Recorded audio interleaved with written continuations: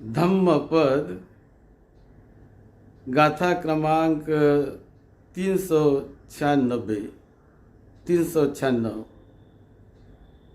आज दिनांक 15 फरवरी 2021। ये धम्मपद के गाथा की देशना तथागत भगवान बुद्ध ने श्रावस्ती के जेतवन विहार में रहते समय ये गाथा कही है। ये गाथा है,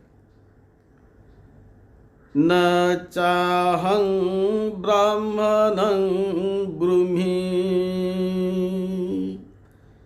यो निजं मत्ति संभवं भोवादी नाम सोहोती सवे होती सकिंचनो अकिंचनं अनादानं तमहं ब्रूहि तमहं ब्रूहि ब्राह्मणं ति अकिंचनं अनादानं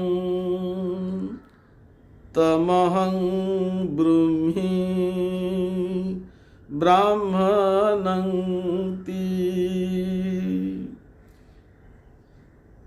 शास्ता तथागत भगवान बुद्ध एक बार श्रावस्ती के जेतवन विहार में बड़े भिक्षु संघ के साथ साधना हेतु विहार कर रहे थे। वहाँ बड़े भिक्षु संघ के साथ रहते थे और उस समय श्रावस्ती के किसी एक ब्राह्मण ने सोचा, उसके मन में आया, उन्होंने सोचा कि तथागत भगवान बुद्ध अपने शिष्यों को ब्राह्मण नाम से पुकारते हैं। ऐसा मैंने देखा है, ऐसा मैंने जाना है। मैं स्वयं तो ब्राह्मण परिवार में पैदा हुआ हूँ। ब्राह्मण माता की कोख से मैं उत्पन्न हुआ हूँ, मैं पैदा हुआ हूँ। अतः मुझको भी मुझे भी बुद्ध ने ब्राह्मण पुकारना चाहिए, ऐसा उसके मन में आ गया। वो तो अपने अरहत भिक्षुओं को कहते हैं ब्राह्मण, लेकिन मुझे भी कहना चाहिए। तो बुद्ध क्या कहते हैं, ये समझने के लिए, जानने के लिए उनके मन में जो विचार आया कि मुझे भी बुद्ध ब्राह्मण करके पुकारे, तो वो बुद्ध के पास चले गए और वहाँ जाकर तथागत बुद्ध को मिलकर उन्होंने अपनी जिज्ञासा प्रकट की। अपना विचार उन्होंने बताया कि ऐसा मेरे मन में आया कि आप मुझे भी ब्राह्मण, मुक्त ब्राह्मण करके मुझे भी पुकारिए, मुझे भी पुकारेंगे, ये मेरे मन में आया। तब तथागत भगवान बुद्ध ने कहा कि मैं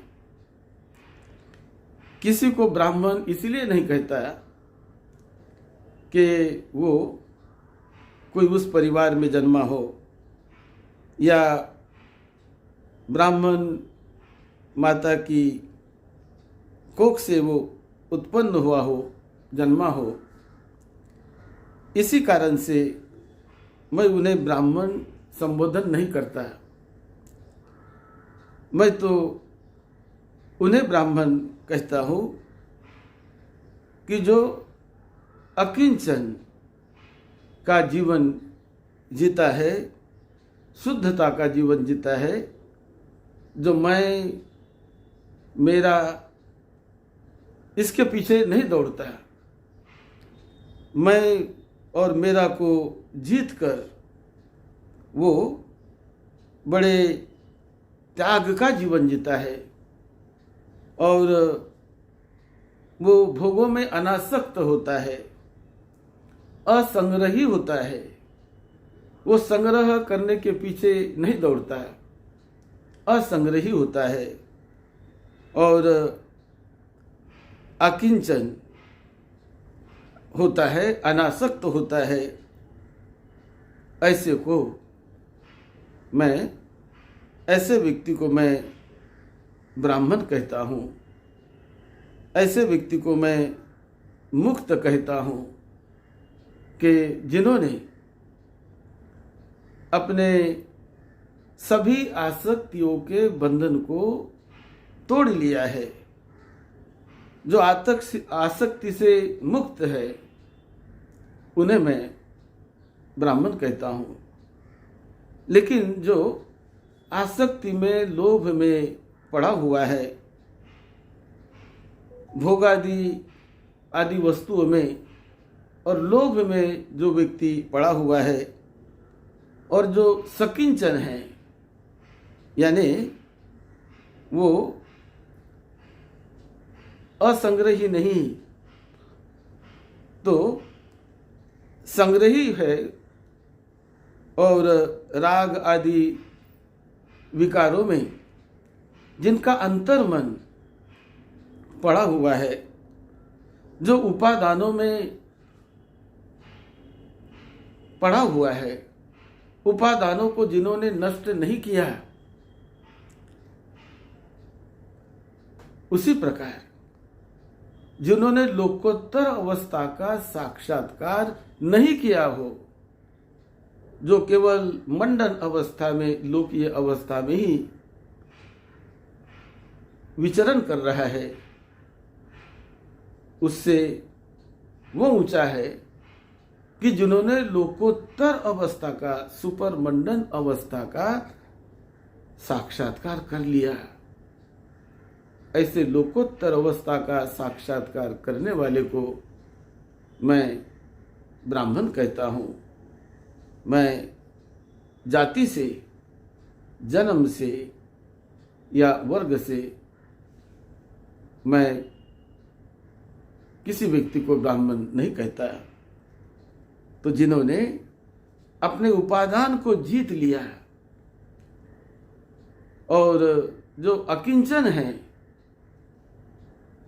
ऐसे व्यक्ति को मैं ब्राह्मण कहता हूँ कि जिन्होंने वर्तमान जीवन में जीते जी अपने मन को निर्मल परिशुद्ध करके लोकोत्तर अवस्था का, उच्चतम ज्ञान का जिन्होंने साक्षात्कार कर लिया है, उन्हें मैं ब्राह्मण कहता हूँ।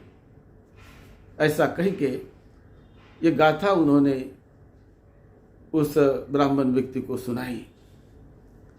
ये गाथा है, न चाहं ब्राह्मणं ब्रूमि यो निजं मत्ति संभवं भोवादि नाम सो होती सबे होती सकिंचनो अकिंचनं अनादानं तमहं ब्रूमि ब्राह्मणं ती।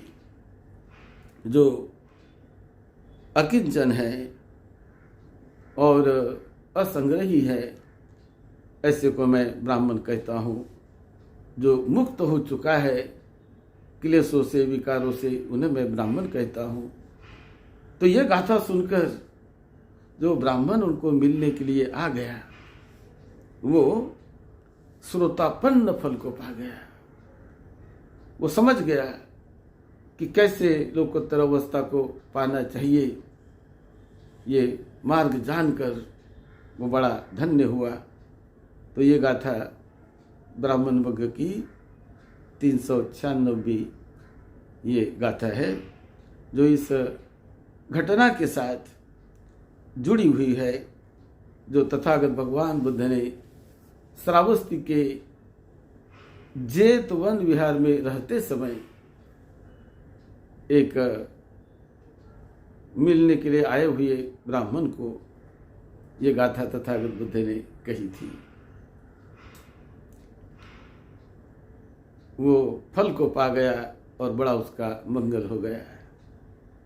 आप सभी का मंगल हो, आपको निरोगत में मिले, आपको सुख शांति मिले, लंबी उम्र मिले, आपके परिवार के छोटे बड़े सभी को लंबी उम्र मिले, सुख शांति मिले।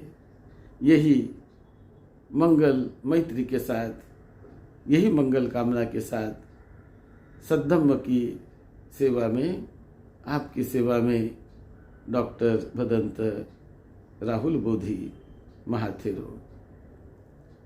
आप हमारे YouTube के चैनल पर जाइए, वहाँ